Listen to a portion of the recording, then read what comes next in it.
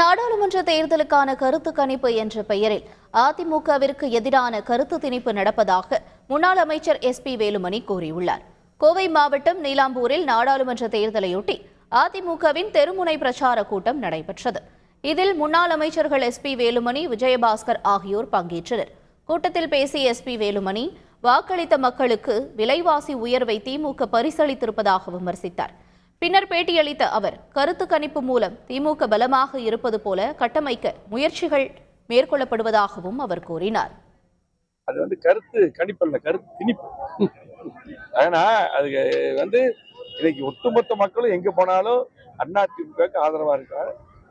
எப்ப தேர்தல் வந்தாலும் எடப்பாடி முதலமைச்சர் வரும்னு நினைக்கிறாங்க. இது எல்லாத்தையும் நினைச்சா மக்கள் மைண்ட் செட் இப்படி உருவாக்கலாம்னு நினைக்கிறாங்க. அதெல்லாம் நடக்கவே நடக்காது.